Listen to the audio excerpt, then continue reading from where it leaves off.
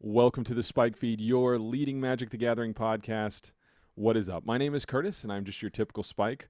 On the line with me, as per the usual, my good buddy and producer, Cameron McCoy. What's up, man? Not a lot, man. Just living the dream. Blue white spirits all the way.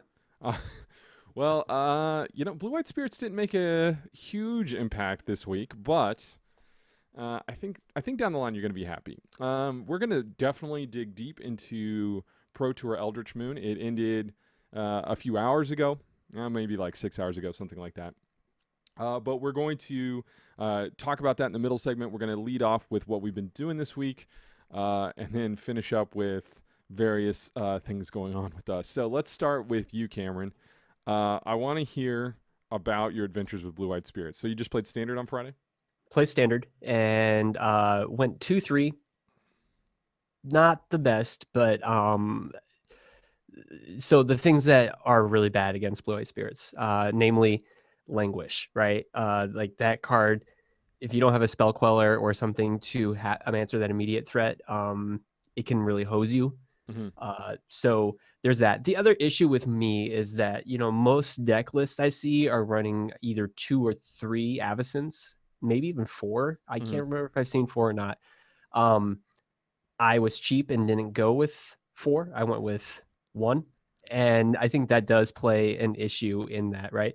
There are things, I don't know. I think that's really the glue that kind of binds the entire deck. And so I guess Avacyn is here to stay. It's, I think, one of the better cards, especially from the last set to come out. Mm-hmm. But yeah, I should probably invest in 2 more just to make it an actual playable deck. Aren't they like way down to 18, 17, Yeah, something like that? they're cheap-ish now. So it's really, I think it's probably a good time to get them. They're gonna stick around for a while.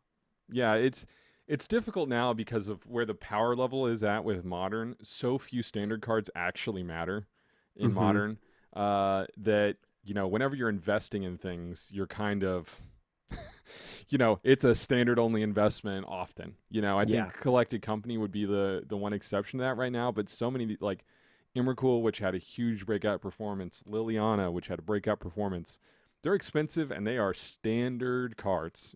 Right. Yeah. Yeah. So it's kind of difficult to swallow at that level. But were you playing any Wrath effects in your version of the deck?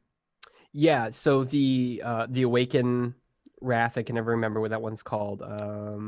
Planar Outburst, Planner maybe? Outburst. Yeah, is that right? I can't remember. Anyway, yeah, I have 2 of those. That's what most people are running. It's a cheap card.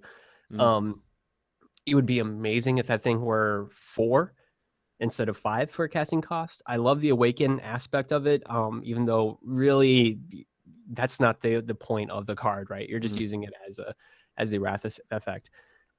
Selfless Spirit is really good. In fact, as much as I love Spell Queller, I do think that Selfless Spirit is in a lot of ways a better card.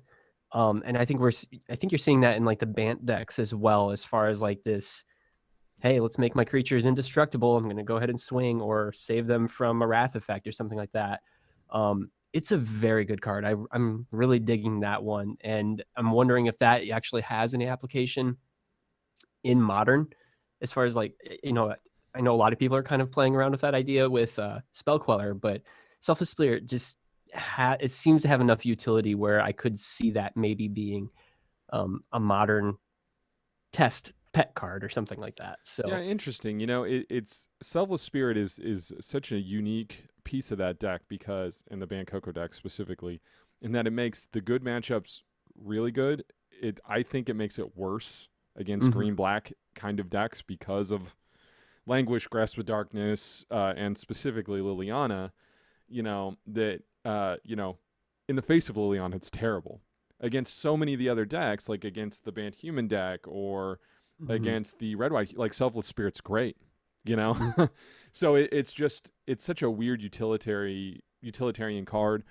I know some people have talked about like after this Pro Tour cutting the number of Selfless Spirits in Bant Coco to up the number of Jaces because that makes the Delirium matchup better. I don't know. Sure. I definitely haven't sat down to tune these, but the Spirit list I think is, Rattle Chains is going to ride this very intense wave of being hyped and then nothing and then hyped and then nothing. And then I would suspect when Coco rotates, it will be hyped and then, you know what I mean? It just kind of Yeah. goes up and down. So, anyway, that's interesting though. I mean, are you going to keep with it? Are you going to build something else? Or are you just going to ride spirits out for the next 2 months? I think I'm gonna ride spirits out. I really do think Spell Queller is great. And the other card that is kind of like I think just a all star is Elder Deep Fiend, Mm-hmm. which is a great card, but it's the one where it has Emerge. You can cast it for 7, tap 4 permanents, right? Mm-hmm. It's a huge tempo swing sort of card. And I'm just wondering if that could work in some sort of selfless spirit. I'm not sorry, selfless, not selfless spirit, but the spell queller type deck where those two cards just seem to have great synergy together. Where I want to kind of build maybe my own brew and see what I can do, just because those are my two favorite pet cards right now out of the set. Yeah, I think you're actually going to see a lot, a lot of Elder Deep Fiend and Emerge cards fitting into different areas. Um, Emerge is a mechanic I definitely underrated, and Mm-hmm. we're on Elder Deep Fiend, but I mean like all these Emerge cards are seeing play. Yeah. It's kind of crazy. Anyway, so I played a little bit this week, mostly limited. So I played for the first time, and I haven't really talked about this because I hadn't jumped into a sealed league that had the multi stages yet. I think my Yeah. experiences with the sealed leagues before were 5 matches and that's it. And are you familiar with the sealed stages? No. So here's what happens: you open a seal pool, 6 packs, Okay. and you play 3 matches. And then if you want, you can add a pack and then play another Mm, 3, and then you can okay. add a pack and play another 3, and then of course you get prizes based upon. I haven't run the EV. The first time I had such a amazing seal pool that I just went through the whole thing, and then the second time I've gone through it, I've opened kind of a let's see, like uh, I opened just like terrible stuff, and so I just don't know if it's worth it to go through the next 2 stages or not, but it is good EV and it helps, or I should say it's good for guys like us that kind of want to seal pool and you want to get the most matches possible for your money or play points or whatever, space bucks. So Yeah. I would recommend it to you to try out. I think it's probably, again, a very working guy friendly situation. Nice. Um, but then I was able to time in a draft, and again, we'll talk about this in the next segment. Drafts take forever on Magic Online. They're so unfriendly. Like you end up doing laundry, researching how to build an arcade machine, and whatever, because you have like these massive amounts of downtime. But I opened like maybe the best draft deck I've had in a long time. I Hmm. ended up with, not kidding you, I had Grim Flayer, Mind Rack Demon, like all these green black delirium enablers. And I Nice. mean the deck was just hot fire. So won a draft, and that was nice. Like this format is still pretty good to me. Like it's very slow, but a lot of fun. Yeah. Um, and then I went to a PTQ yesterday, and I want to say went in quotes. So we did the thing. I don't know if you guys had regionals yesterday in Iowa. Uh, Maybe I don't know. but there was this regionals thing, and it's Star City Games Run, and it's a $40 entry, and basically it's top 8 or you don't get anything. I think top 32 gets $50, right? And then Okay. there's like 200 people, and it was a standard tournament. And I don't have Coco all the way together. I randomly need Sylvan Advocate, and I didn't want to have to like try and drive to the store because this would be like an hour away. Drive there, try and buy them, whatever. So I was like, oh well, I see that they have a PTQ at 2 o'clock, and I just grabbed Storm, and I went. And that was a bad idea, Cameron. That was a very bad idea because Storm is not good right now in Modern. I would love to tell you. So I went 0-3 drop, and I would love to Oof. tell you that Rough. these games, like I won 2 games. That's it in 3 matches. And I mean, one was against Infect, one was against the Suicide Zoo Death Shadow. Have you ever played against that deck? No, I've seen it played, and I don't even recognize. it anymore, right? It's so crazy. Yeah. Yeah, Yeah. so it's very. I mean, it's also become a Min's combo deck, and against Infect and that, I died on turn 3, and against the Suicide Zoo deck, I actually killed their first creature, and I still died on turn 3. And then I played against regular Zoo, and I mean, it's just like I felt like I just kind of sat there and did nothing in the games I lost. Like I just hmm wasn't able to get going. I'm very familiar with the deck and how to storm out and all those things, but it's just like ugh, I just need to get Nihiri together in paper so I can play that in these matches. For sure. And then I went home and watched the Pro Tour, which we're going to talk about the coverage aspect in a bit. But um, yeah, I know there's a lot of people asking us. I shouldn't say a lot, but I've had a few people mention to me like, where do you feel like Legacy's at? What's going on with that? I haven't really been able to touch the format in quite some time. Have you been able to play it much? So this afternoon there is a Legacy tournament at my shop that I'm going to be playing, and there was a deck last week at the SCG. I don't know what they call it anymore, the Classic or whatever. Mm-hmm. There were 3 Stoneblade decks, which I had to like slap myself, making sure I was like still coherent because you haven't really seen Stoneblade at all lately.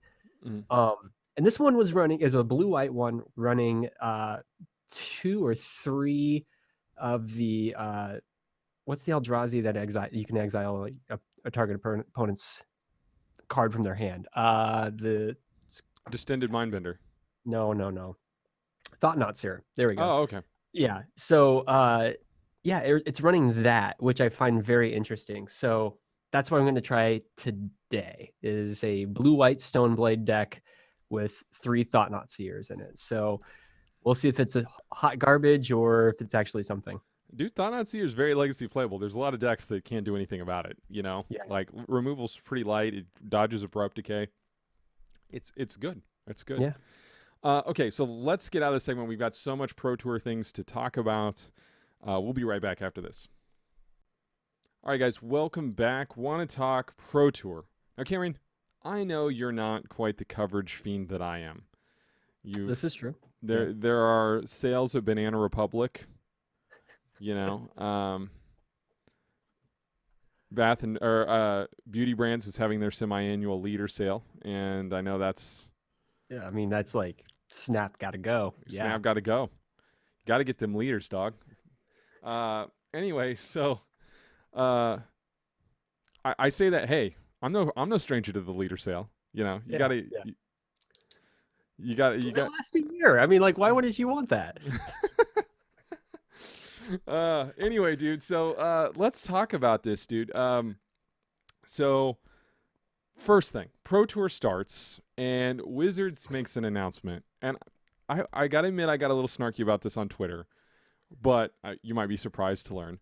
But essentially, Wizards gave the players this letter that said this: hey, the last 2 rounds of the Swiss, we are going to pair you in such a way to reduce the amount of intentional drawing and concessions, so it's a better competitive environment. Some pros were like, okay, this is great. Some were, this is terrible. And I got to be honest with you, Cameron, my reaction to that was, it's about time. Like,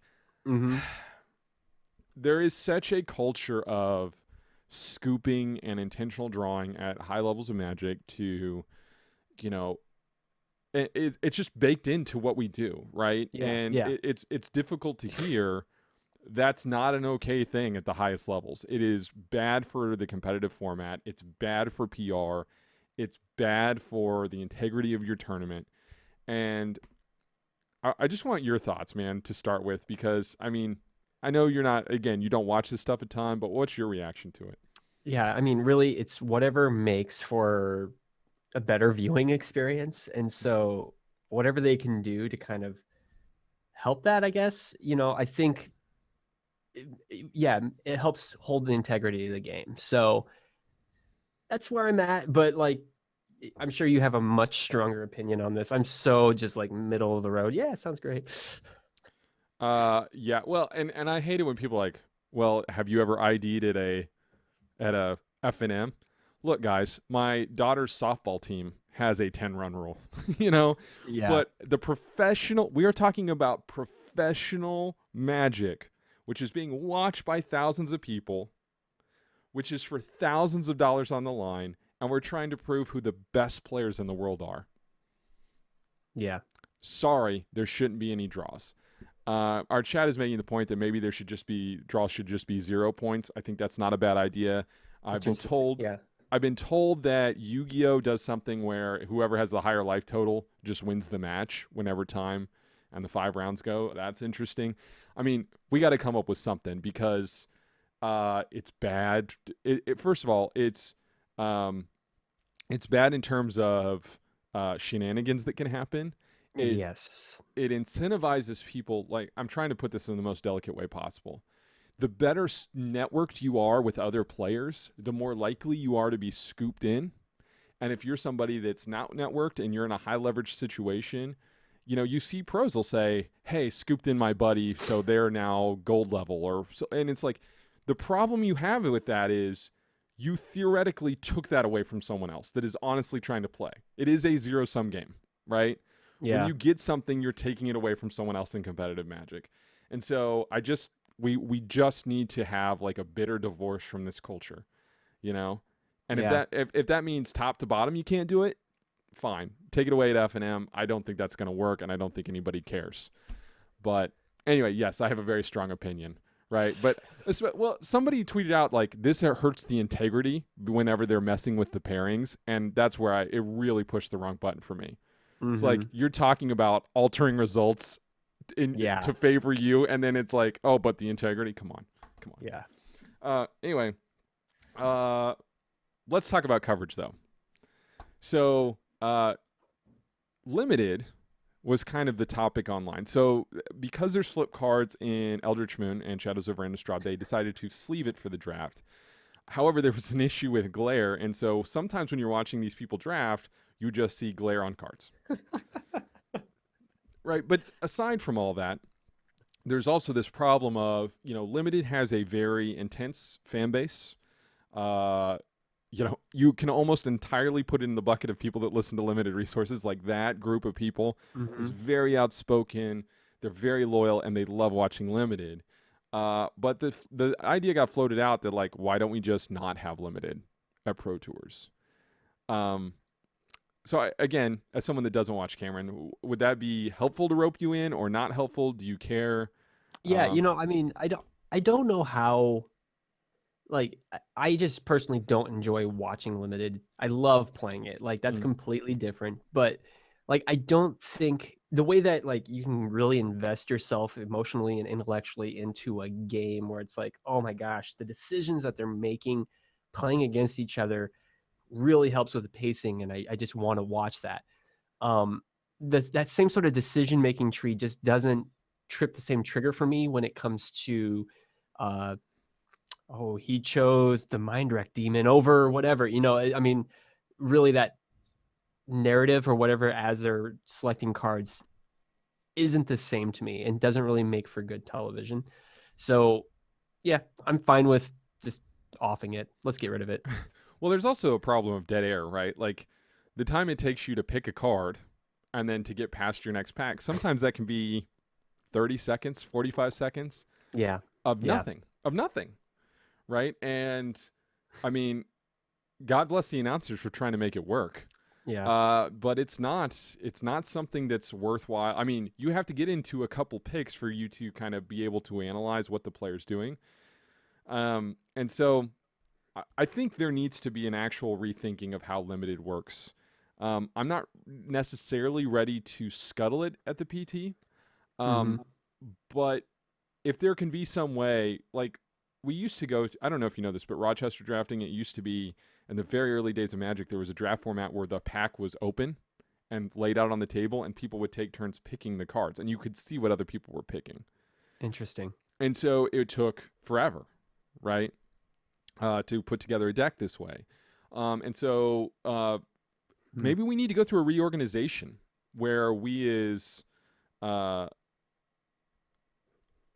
like kind of somehow make Limited where it's more like sealed, and maybe we restructure the packs, something like that. But this also extends to Magic Online, where, I'm sorry, if you're somebody that is you only have 45 minutes or an hour and a half at a time, drafts are just not in your world. They're not something you can do on Magic Online.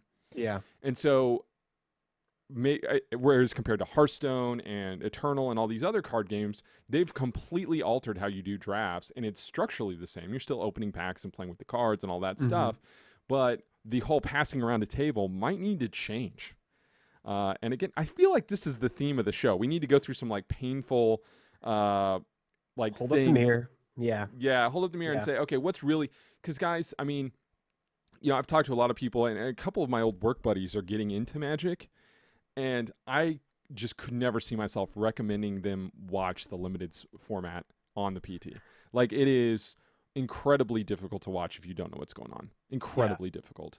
And even if you do know Magic, but you haven't drafted the set, there's never any indication what the cards do. And there's this format, there's so many cards on permanents at a time, and the graveyard matters. So it's just kind of a mess. Okay, so all that aside, let's talk about the decks themselves. Mm-hmm. So, Cameron, what speaks to you? What's your big takeaway from this PT? Well, I mean, I think the theme, which, seems to be the overall thing, is that Emrakul is The Promised End. the standard all-star, right? Other than Liliana, I think Liliana had like legitimate real play as well. Emrakul is really the story of this pro tour. He was a big baddie. He's easy to cast in a lot of different decks, and he's here to stay. That being said, I think it's also interesting that Delirium and Emerge seem to be the two most intriguing mechanics, both of which I think, slightly downplayed on. I was like, they're going to be okay. It's kind of like Megamorph. It's just this thing that maybe one card's going to have. But as you've said, I mean, like, Elder Deep Fiend is a legitimate threat. It's an incredibly good card, to the point where last week I was playing it against somebody on Magic Online and was just getting housed. Like, I could not keep ahead because of Elder Deep Fiend. I went to my store, picked up 8 copies because they're cheap, right? Speculator Cameron. Right? This is the first time where I was like, I think this is like a legitimately good card, and if I'm out, it's like I'm out $4, but per card. But yeah, I think it's like a legitimately good card, and I'm trying to figure out ways, as a lot of people are here, where it's like, okay, it works in like the Teamer Emerge deck. It works in like a Delirium deck. I mean, it works in so many different capacities that I think it has potential to be like this control card. It has potential to be a mid-range card. It's just a great card. Yeah, and I did not expect the Emerge Griffin, that's like a common, Yeah, right? to be in the finals. That was like the biggest shock to me.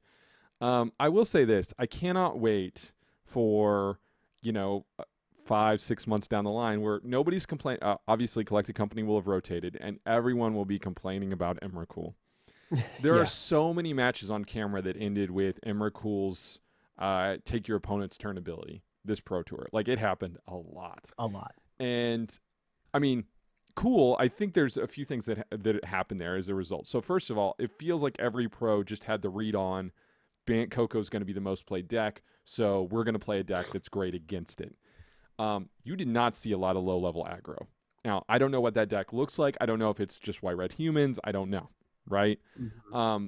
But there were not a lot of fast decks that I saw. In fact, none, right? Not even humans, Coco humans. It was, Bant Coco, I think, is a stronger deck, but it's certainly much slower and in terms of damage. And so there was just a lot of kind of mid-range plus decks, and also Pro Tours tend a little bit more towards the control end of the spectrum because there's more play to it. Sure. But if you watch Owen Turnwald, who played, if you watch one match, watch the Owen Turnwald LSV match. Wonderfully played.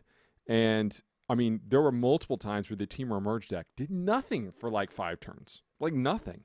And I thought, man, if I played this at my FNM against mono white humans 6 times, I don't think I would do. I have to hit Kozilek's Return like every game. Yes. And to have a shot here.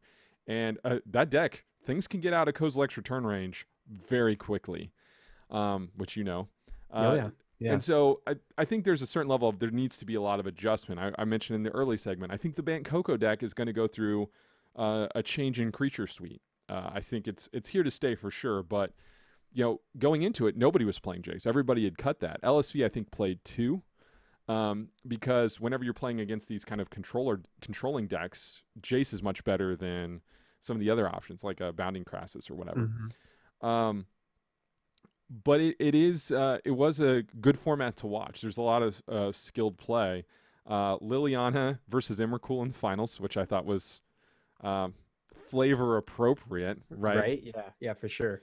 But no, dude, I like this Pro Tour a lot. There were some coverage issues, which I think we can probably get into at a later time. Some of them were just kind of gaffes, like oopsies. They accidentally hit the switch button, and you got to see what's that guy's name? Ian Duke, I think is his name, just sitting down at a desk with a cup of coffee, which like out of nowhere in the middle of a match, which was like classic. Yeah. But then there were also some like issues with like supposedly they've changed from the way that they were doing it before to more of a color guy, play-by-play guy analysis system, and I don't know that everybody was comfortable with that quite yet, and some stuff like that. But all in all, I'm very impressed with where things are going. I'm going to be playing Collected Company till it rotates. Just going to get as much mileage out of that thing as I possibly can. Smart. Yeah, and then like you, I feel like because I have the Spell Quellers and I have the Rattle Chains, I think I'll probably transition into Spirits. I mean, I feel like that's probably going to be a blue-white tempo deck. Reflector Mage is not rotating, which is worth knowing. Yes. Yeah. But yeah, it was all that it took in me not to just go out and buy Green-Black Delirium, right? Because that is the kind of deck I love. Yeah. But anyway, dude, any other thoughts on the Pro Tour before we head to the final segment? No, I mean, like, this is like the one type of Pro Tour where it's setting a tone for Standard that I'm actually looking forward to.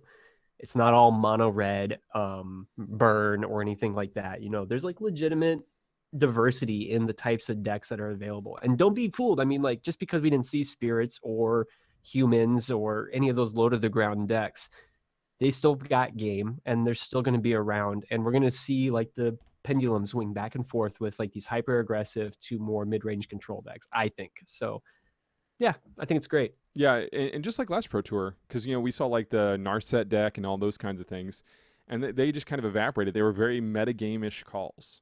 And I hate to maybe upset Nate here, but like, do you even really miss Modern Pro Tour at all? Like, I don't know. Maybe give me a year and I'll have a different tune, but I don't know. Throwing a Modern in there every once in a while seems okay. But no rhyme or reason. The players show up and they get that same letter, but it says, "Yo, dog, hope you brought a Modern deck." If you brought a Standard deck, it's still legal. That's fine. Yeah.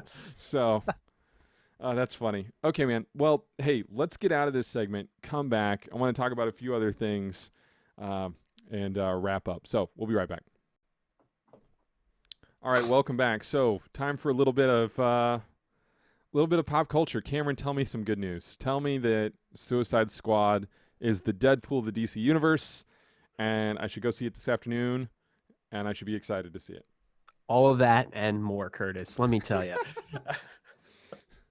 So I went with a group of coworkers to Suicide Squad on Thursday. We had pre-ordered tickets like a month ago, right? Like as a we all have a Thursday off. Let's just go. Marketing on this looks great. It's got to be great. It has to be better than Batman v Superman. Is it better than Batman versus Superman? In some ways, no. Like I need to go and revisit Batman v Superman, but there's parts of this movie that just once again, it's like DC has no grasp of its characters. I mean, like the Joker is like one of the most popular, well-known comic book characters there are, right? I mean, like I think everybody has an idea of what the Joker is. And I like Jared Leto as an actor. I really do. I think he's like but really you good. love him as a musician. Yes, I love him as a musician. But like, man, like I don't get like their characterization of the Joker in this.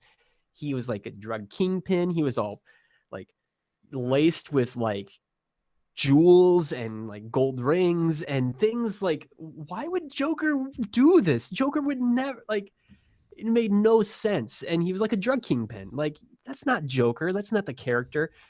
not to mention just like all these other like side characters where I don't know, like the motivations, the reasons why they're going to Midway City to stop this disaster from happening is all just convoluted, poorly edited, and it's just a mess. Like there's one scene that I thought was like legitimately amazing, which was the scene where they're in the bar, and you see a lot of that in the marketing and whatnot. And it's like you actually get a time to sit down, see these characters interact, and it felt kind of like a Whedon movie, which was great. And it's like, why? How were you not able to just extend that through this entire movie? Because that's like a legitimately great scene, but everything else was just kind of garbage. So Well, I read Hollywood Reporter ran a fantastic article about this movie, and apparently they finished it.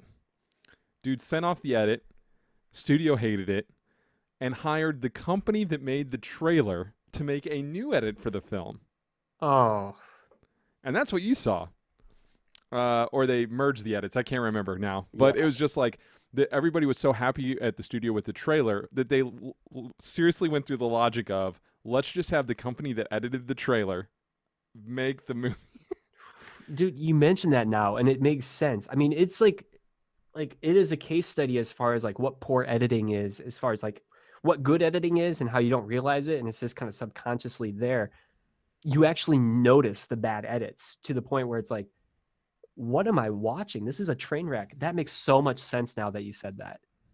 Well, and they broke some kind of record in terms of making money. So Okay. maybe you'll see a Yeah. second one, Cameron. You never know. Yay. You never Yeah. know. I I have no desire to, and honestly, I mean, I haven't even seen Star Trek or Ghostbusters. Like, I just haven't been able to go out to the movies.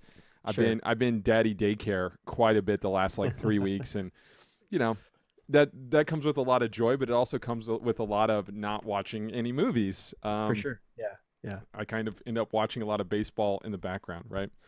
To the surprise of no one.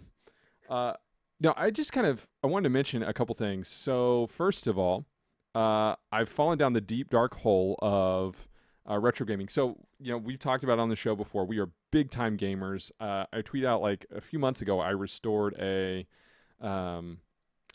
NES.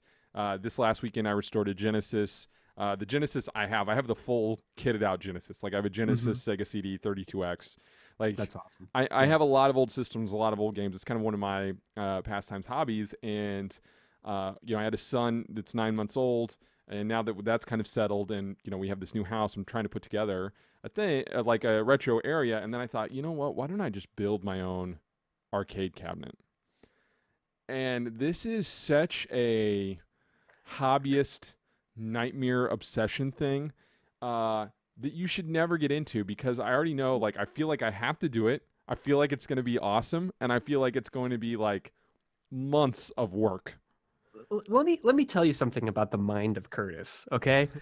Listener, if you don't know this man spent, I don't want to know how much brain energy on just looking at the differences between two different processors for his computer that he was going to rig out for streaming. How are you ever going to survive building a cabinet? I don't know. Oh my gosh. I'm very obsessive. Cameron knows this. Like, I'll read before we play like a board game. Like, I'll read articles and articles and articles on the board game to know the best way to min max it. Right? Yeah. And this manifests itself in all kinds of sad ways. I just bought like the last Destiny expansion, which came out like months and months ago, and I'm frustrated because I can't find a good how-to on how to get the best gear as quickly as possible. Right? Like true gamer life, right? But the point is and it's even hit me a little bit harder because the place I played at this weekend, Collector's Catch, which is in South Kansas City, has a retro Street Fighter machine and a Killer Instinct machine, and there's magic in standing at the screen with the joystick and 6 buttons, dude. It's true. Oh yeah, it's true. It's true. And to be able to sit and like have that, and you can obviously kit these things out to where they have thousands of games, whatever. It's basically like the PC that runs these boards is $35. Like they can run MAME. They're called Raspberry Pis. Yeah, yeah. And there's a whole subculture. It's just like you get a micro SD card and a Raspberry Pi, which is just basically a motherboard and some ports, Yeah. and then you build the cabinet and put in the TV, and you're good. I just can imagine like your garage being converted into some sort of woodshed where you're like custom building and sanding and yep. Yeah. So maybe if I get to that stage, I'll build you one too, just because I'll have all the materials, right? I would expect it. Yeah. Yeah. But So anyway, we're gonna talk next week about Stranger Things. I'm one episode away from finishing it, and I want to just discuss it in general. But so far, I like a lot. I would say I love, but it's definitely yeah, been a great trip down memory lane. But can we also say this? The soundtrack is like unassailable. It's amazing. it's killer. Yeah, for sure. All right, Cameron. So next week you might not be on. We're gonna see. Yeah. Yeah. Iowa State Fair. And Great. painting or stickers on the I don't know yet. I don't know yet. I'm actually working on the emulation piece first, like getting the motherboard and all that. Anyway, see, Cameron, I'm already obsessing. I know. Yeah. Anyway, so this week we're gonna see kind of what happens in terms of the show. Gonna try and reel Dustin back up, and he's at Gen Con this weekend, however. And then streaming Monday, Thursday, I'll be back on my normal schedule. Probably be doing the Pro Tour Gauntlet on Thursday. So I'm excited to do that. So anyway, Cameron, if people want to get a hold of you, where could they do so? That's on Twitter at Cameron_McCoy. And I am at Curtis Now. Our official show feed is at SpikeFeedMTG. We will check you guys next week. Open the recording. Anyway, Brian, yeah, I'm like, I don't know, because there is a company you can buy, like pre-buy the cabinet space. But I might just buy a stand to hold the joystick thing and then set the TV separately. Because I do have a really sweet, like it's like a 30-inch tube TV that will be great. Whereas most arcade cabinets, they're like 25, 27-inch TVs or monitors.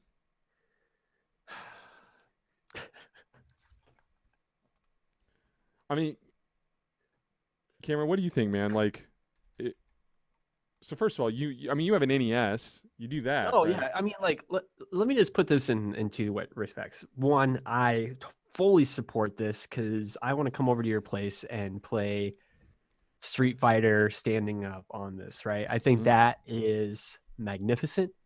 But just knowing you're going down such a dark path that I worry for your sanity. Oh yeah. Oh yeah. Yeah. So Holly's already there. Like my wife, she is just like, oh God. Right. So Yeah. she wants to kind of do a step by step where I just set up the MAME, set up the TV, feel like I'm using it enough, Mhm. and then end up going with the full cabinet. Yeah. So Yeah, the pinball machine, I would never try to rebuild one of those because like I'm not good with moving parts at all. But my God, I would pay legitimate money for like a pinball machine in this room right now. I think that would be yeah, I would love so like the sweet. Twilight Zone or Jurassic Park. Like what percentage of our, I mean, probably not our audience, but like people that like you think have never, ever, ever played a pinball machine. Think about that. Oh, Right? that's It's so just sad. like gone. Yeah. It's so Yeah. depressing. Mm. Man, I just like we just brought our mortality into it, like. But didn't you go to like a pinball museum? Yeah, in Vegas. Freaking incredible. Like overwhelming the amount of pinballs and whatnot you can check out.